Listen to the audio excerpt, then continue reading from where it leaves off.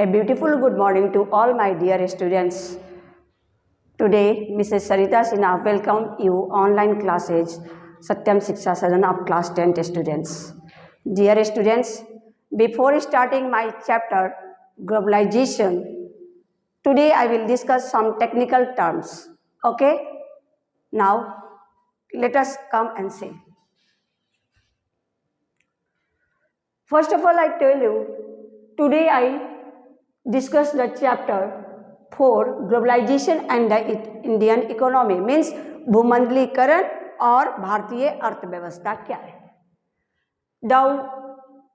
The way in which the world economy is integrated into modern economy is known as globalization. means वो रास्ता जिससे विश्व व्यवस्था को हम एकजुट कर रहे हैं किसमें, मॉडर्न इकोनॉमी के तहत, उसी को हम ग्लोबलाइजेशन कहते हैं. ठीक है, इसमें बहुत सारे, सबसे इसमें इंपॉर्टेंट रोल जो है इस ग्लोबलाइजेशन में एमएनसी कंपनी का है, multinational companies.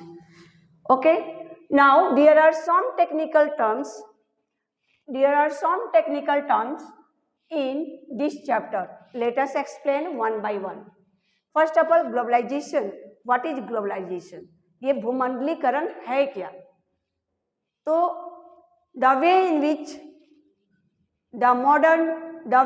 which the world economy is integrated into modern economy is known as globalization. It means opening up the economy. means हम शुरुआत करते हैं किसकी, अर्थव्यवस्था की, किसमें, वर्ल्ड इकोनॉमिक्स को साथ जोड़ते हैं. ठीक है. Next, liberalisation. ये लिबरलाइजेशन का मतलब होता है उदारीकरण. उदारीकरण क्या है? It refers to liberal. ये लिबर है, लिबरल के refers to liberal and easy policy.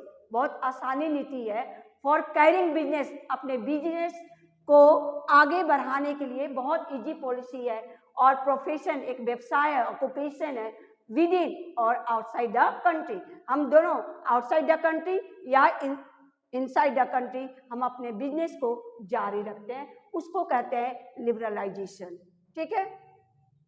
Next है प्राइवेटाइजेशन. मीन्स क्या है? ये है आपका निजी है. It means removing strict control over. मतलब इसको हटा देते हैं. प्राइवेट सेक्टर के ऊपर जितना जो रिस्ट्रिक्ट पाबंदी होता है उसको हटा देते हैं. ठीक है. बैरियर्स जो होते हैं उसको, रोक को हटा देते हैं. And making them free. और उनको आज़ाद कर देते हैं कि यू कैन डू ट्रेड. आप अपना बिजनेस कर सकते हो in any way, to take any necessary. जो भी डिसीजन आपको लेना होता है आप ले सकते हो. No one can interfere you. कोई आपको इंटरफेयर या हस्तक्षेप नहीं कर सकता. ठीक है. प्राइवेटाइजेशन का मतलब होता है it means removing strict control. उसको हटा दिया जाता है किसके ऊपर से, प्राइवेट सेक्टर जो एक बस में होते हैं, एक पाबंदी में होते हैं, वो उस पाबंदी से उनको फ्री कर दिया जाता है. उनको फ्रीडम किया जाता है कि आप कोई भी decision, you are free to take any decision whenever you want, you take it. ठीक है. इसमें कोई आपको इंटरफेयर नहीं कर सकता. ठीक है. नेक्स्ट जो है आपका आउटसोर्सिंग. आउटसोर्सिंग मतलब क्या है? कहाँ से आपका आएगा. ठीक है. It is the process of giving some internal functions. ये एक तरह का ऐसा प्रोसेस है कि आपको देगा कुछ इंटरनल, आंतरिक फंक्शंस करता है. किसका? बिजनेस का टू सम आउटसाइड वेंडर. बाहर भी कुछ वेंडर होते हैं who will take care of that particular process, जो उसकी देख रेख करते हैं, पर्टिकुलर उस प्रोसेस की देख रेख करते हैं, to help the overall business objectives. जितने सारे उसका जो उद्देश्य होता है, ऑब्जेक्टिव्स का मतलब क्या होता है? उद्देश्य, पर्पज. तो उसके बिजनेस का जो उद्देश्य होता है, पर्पज होता है, उसकी देख रेख करते हैं. ठीक है. नाउ फॉरेन ट्रेड मतलब विदेश में जाके आप कैसे अपना ट्रेड करते हैं, ट्रेडिंग करते हैं. ठीक है. It is a process. ये भी एक जरिए कि how can we buying and selling goods in foreign country और इन अब्रॉड. आप विदेश में कैसे अपने गुड्स को सेल कर सकते हैं, कमोडिटीज को कैसे खरीदते हैं, कैसे बेचते हैं, from one country to another. That is called what? Foreign trade. उसको क्या कहते हैं? इसको फॉरेन ट्रेड कहते हैं. ओके. नाउ फॉरेन कंपनीज, बहुत सारे फॉरेन कंपनीज है. ठीक है. बहुत सारे फॉरेन कंपनीज हैं. Means these are the companies, ये एक बहुत बड़ी कंपनी है, who works in a country, जो देश में काम करते हैं, put but they were originally incorporated, लेकिन ओरिजिनली वो कहाँ के होते हैं, फॉरेन के होते हैं, अब्रॉड के होते हैं, ठीक है। ओरिजिनली वो कहाँ के होते हैं, फॉरेन के होते हैं, बट इनकॉर्पोरेटेड मीन्स वो हमारे साथ कॉर्पोरेट करते हैं, रजिस्टर्ड हो जाते हैं आउटसाइड द कंट्री। जैसे एमएनसी जो है आपका फॉरेन कंपनी है, मल्टीनेशनल कंपनी जो फॉरेन में आके इंडिया में सबसे पहले वो चेन्नई के साथ फोर्ड मोटर्स, जिसने सबसे पहले फोर्ड मोटर्स का प्लांट आपका कहाँ था, चेन्नई में था, ठीक है। फोर्ड मोटर्स ये दोनों जो फोर्ड मोटर्स जो था सबसे पहले चेन्नई में था इसका प्लांट, और कंपनी गाड़ी बनाना शुरू कर दिया और जाके फॉरेन कंट्री में सेल करना शुरू कर दिया। लेकिन आपका तो लगा ना सबसे पहले तो जो एमएनसी कंपनी था वो आके किससे मिला, चेन्नई से, चेन्नई से फोर्ड मोटर्स के जो ऑनरशिप है उससे मिला, फिर अपना दोनों रिलेशनशिप स्टेब्लिश किया, उसके बाद अपना एमएनसी कंपनी इंडिया में जुड़ गया।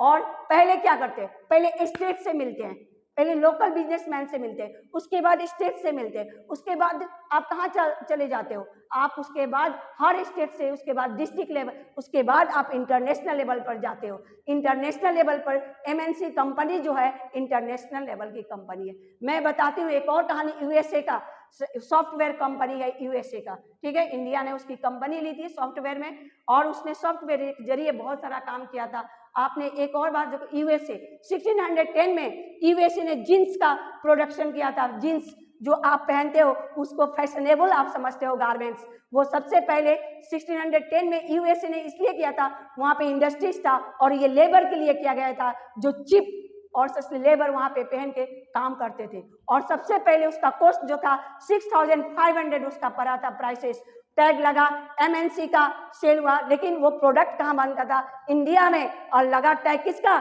इंग्लैंड का, मेड इन इंग्लैंड। तो आज उसका बोलबाला है कि इंग्लैंड का है। लोग ये नहीं देखते हैं कि क्वालिटी क्या है, क्वांटिटी क्या, क्वालिटी नहीं देखते हैं। बहुत सारे लोग हैं जो क्वालिटी देखते हैं, क्वालिटी के जरिए मरते हैं। अरे चलो ये कहाँ का है, यूएसए का है, चलो हम इसको ले लेते हैं, खरीदते हैं, यूएसए का है। अगर बोल दिया जाए कि वो इंडिया का है तो वो क्या करते हैं, इग्नोर कर देते हैं, नहीं लेते हैं। जैसे चाइनीज टॉय है और इंडियन टॉयज भी है, मेला में देखिएगा चाइनीज टॉयज है, लेटेस्ट टेक्नोलॉजी का है, चीप रेट में अवेलेबल रहता है, और इंडिया का भी टॉयज है, थोड़ा सा कीमती होता है लेकिन लेटेस्ट टेक्नोलॉजी का नहीं होता है। अगर एक ही आ जाए, सपोज मेरी एक दीपू फ्रेंड है, वो आ जाती है लेने के लिए टॉयज किन में, फेयर में, तो सबसे पहले किसको वो पसंद करती है, वो चली जाती है किसको पसंद करने के लिए, चाइनीज टॉय को। क्यों, वो लेटेस्ट टेक्नोलॉजी है, उसके बाद क्या है, उसमें क्वालिटी भी है और वैरायटी भी है। और इंडियन टॉयज में वैरायटी नहीं होता है, इसलिए बच्चे सबसे अधिक जो है प्रीफर किसको करते हैं, चाइनीज टॉय को करते हैं, ठीक है।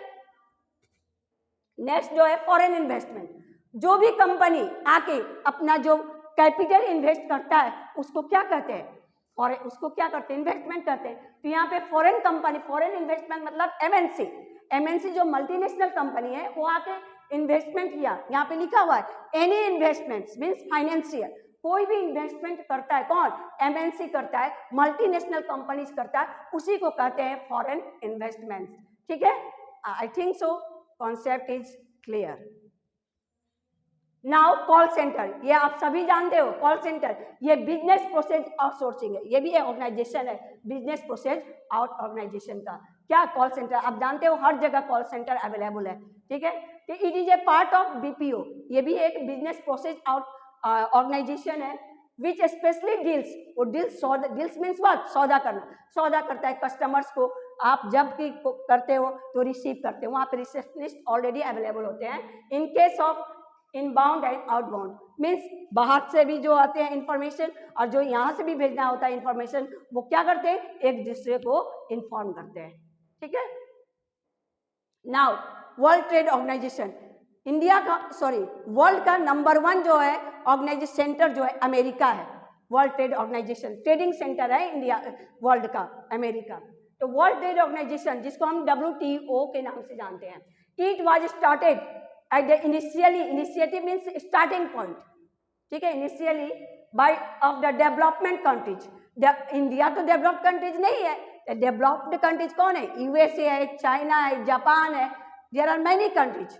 इट्स मेन ऑब्जेक्टिव, उसका मेन क्या होता है, उसका मेन पॉलिसी क्या होता है? तो लिबरलाइज इंटरनेशनल ट्रेड। लिबरलाइज में उसको छूट किया जाता है, फ्री किया जाता है कि आप इंटरनेशनल ट्रेड कर सकते हो, आंतरिक व्यापार कर सकते हो, अंतर्राष्ट्रीय तौर पे आप व्यापार कर सकते हो। ठीक है, एक और इकोनॉमिक रिफॉर्म्स मीन्स आर्थिक सुधार। रिफॉर्म्स मीन्स सुधार, सुधारना।